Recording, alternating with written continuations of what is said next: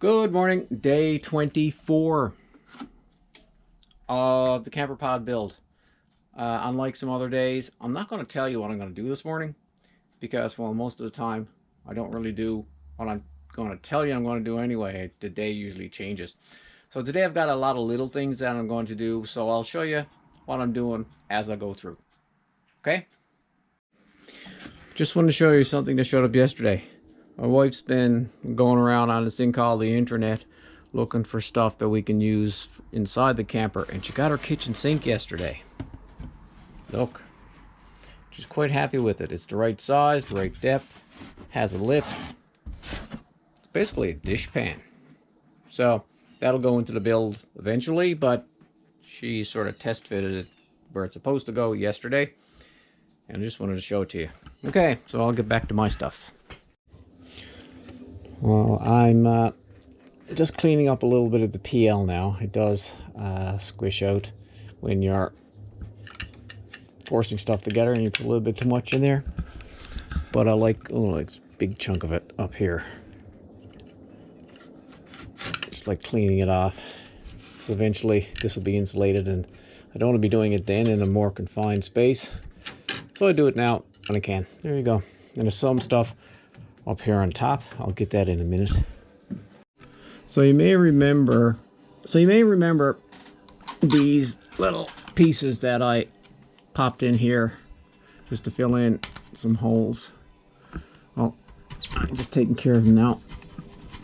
I'm going to sand all this a little bit later, but I'll just get it mostly flush there now. Okay, a little bit right there. Cool. I had to put these straps in here to pull the walls in a little tiny bit. It was about 1/4 of an inch. Now, I don't really want to release those straps until I get some like extra support up there, because right now it's just the walls are held together by just these rafters on the curve and the one up there. So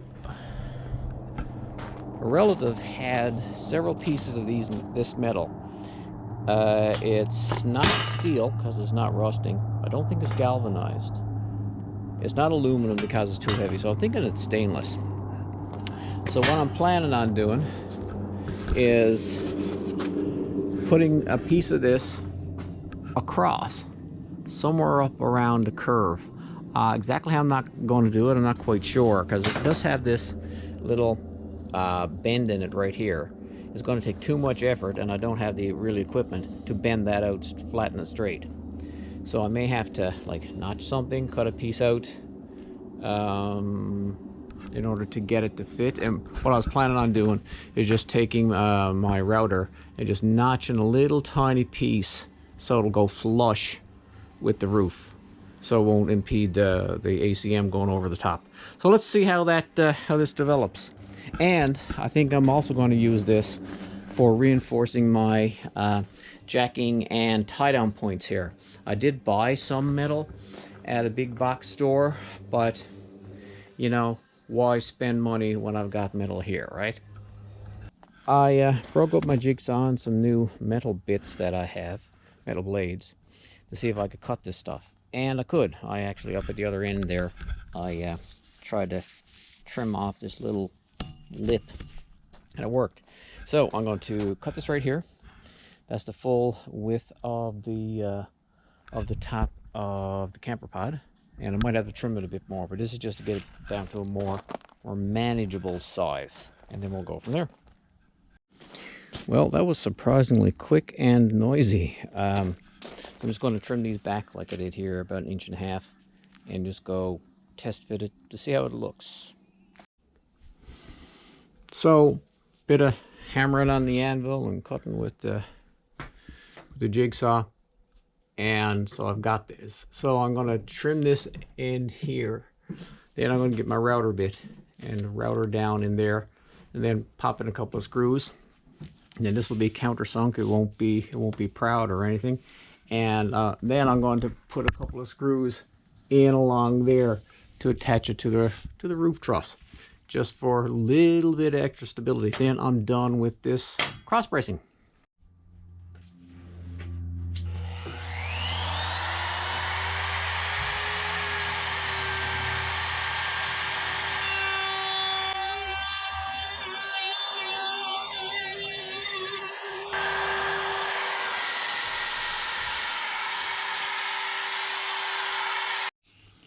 Perfect. So it's countersunk enough.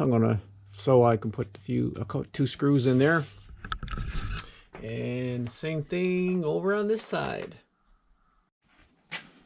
I've got it installed and it's nice and flush there, so when the ACN comes over it, it won't touch any of that.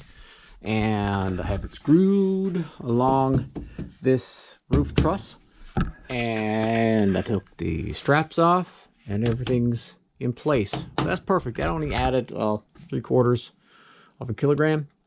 And I think it added a good bit of stability, especially here in the front as well, where a lot of wind is going to be pushing in on this going down the road. This is going to help.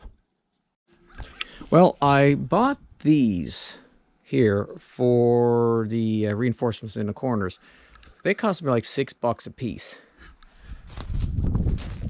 This metal here on the ground cost me nothing. It was given to me. So, and I needed about $50 worth of these in order to do reinforcement. So $50 versus a little bit of time and free metal. You know which one I'm doing.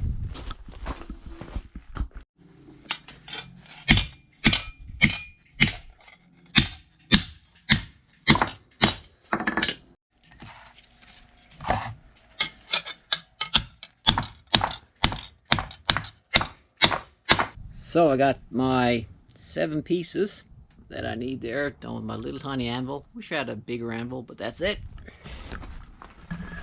And now it's lunchtime. Just saved myself $50. Woohoo! $50 in my pocket is better than $50 in someone else's. My wife brought me out a sandwich. She was going to put on a cup of coffee, maybe get a chocolate granola bar or something. And yeah, and then finish up. Oh, I'll just show you here. This is what I'm going to be doing. Doing that. And I'm going to be screwing it and nailing it depending upon... I'll probably put nails here because FRP is going over that, and screws up here. Got to put a little bit of a better bend on that. But that's what I'm doing. I'm putting 2 here just to help with help distribute the load, because once I tire down from underneath, this will pull and it'll, like, yeah, I'm no engineer, but it looks like it makes sense to me. I've been drilling pilot holes in this stainless, and after cracking off 2 bits already, and I didn't want to crack off any more, and trying to figure out what can I do, because those aren't really made for stainless. Those are like wood screws, drill bits. So I've actually got some very short self-tapping screws. So I think that's what I'm going to do, use that to drill the holes. And I've got a full package of them, like right there, just in case the hardened edge gives up on me. So I'll give that a try to save my drill bits, because, like, look, after cracking off 2 already. Well, the self-tapping screws only did for like 2 holes, and I started putting them in place, and the holes weren't lined up where I wanted to. So I'm basically going to just put them in place, tap in a couple of holes with whatever drill bit that I have, and then put in some screws. And I'm going with nails down here so I can have a bit of a flatter surface for the fiberglass reinforced panels to go over. Okay, it took me longer than expected, but I finally got them in all 4 corners. I have those metal straps, and that's for my lifting and my tie down points. Okay, end of day 24.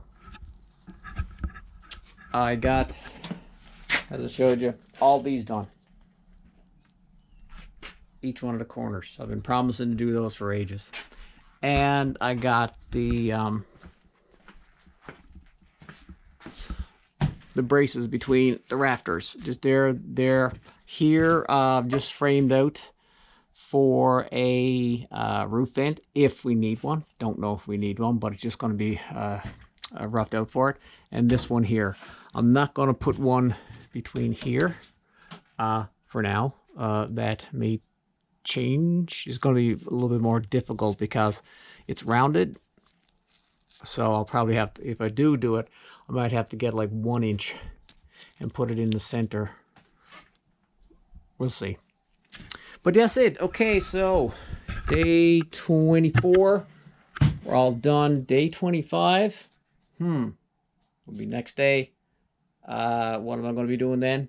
Not quite sure, because we're getting pretty close to skinning this baby. Thanks for watching.